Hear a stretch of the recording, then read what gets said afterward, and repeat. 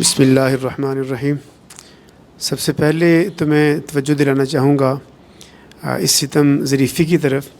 کہ جو دین کے احکامات ہیں اور معاشرتی سلگتے ہوئے مسائل ہیں، ان کی طرف جو دین کے براہ راست خادم ہیں ان کی توجہ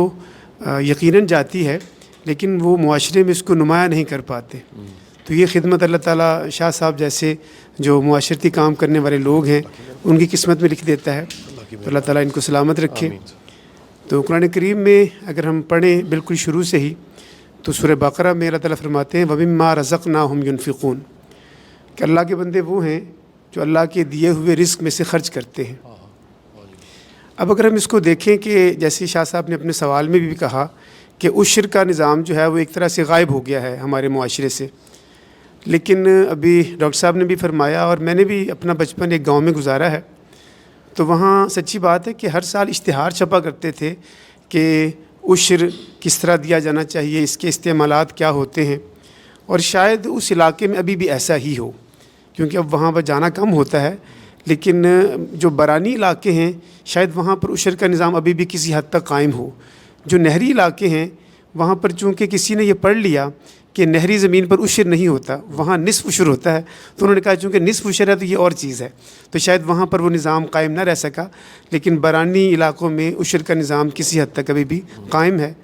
یقیناً حکومت اس کی سرپرستی نہیں کرتی، نہ لینے میں نہ خرچ کرنے میں، وہاں پر مدارس ہیں جو یہ کام کرتے ہیں، اور مدارس کے تحت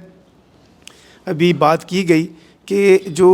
عشر ہے اس میں صرف یہی نہیں کہ جو مطلب باقاعدہ ایک ٹیکس دے دیا جائے۔ جب ہم نے دیکھا، ڈاکٹر صاحب نے بھی اس کا مشاہدہ کیا ہوگا کہ جب فصل اٹھتی تھی نا، یعنی جب گا لیا جاتا، یعنی کہ گندم کو سٹوں سے نکال لیا جاتا،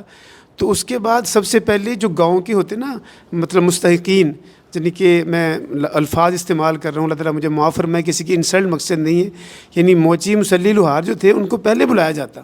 کہ تم اپنا حصہ لے کے جاؤ، اور وہ عشر کے الگ ہوتا،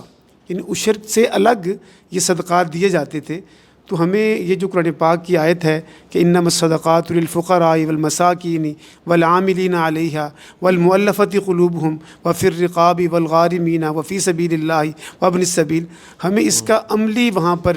جو ترجمہ ہے سمجھ میں آتا کہ یہ لوگ ہیں جن کو کہ زکوٰۃ دی جانی چاہیے، جن کو صدقات دیے جانے چاہیے۔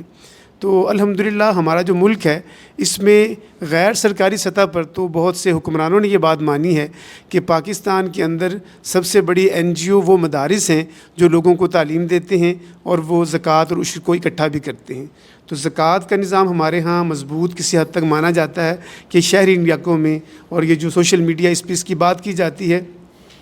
عشر کی اس طرح بات نہیں کی جاتی، لیکن حقیقت یہ ہے کہ عشر بھی تو زکوٰۃ ہی ہے، اور جو لوگ اس بات کو سمجھتے ہیں وہ اس کو ادا کرتے ہیں، اور جو اس کا کوئی شیلٹر لیتے ہیں تو یقیناً اللہ تعالیٰ اپنی پناہ میں رکھے، ابھی جو بڑی بڑی زمینیں تباہ ہوئی ہیں، فصلیں تباہ ہوئی ہیں، اس میں اثر ان پر بھی پڑا ہوگا جن لوگوں نے یہ عشر بچایا ہے۔ اللہ تعالیٰ ہم سب کو اپنی پناہ میں رکھے۔ بہت شکریہ۔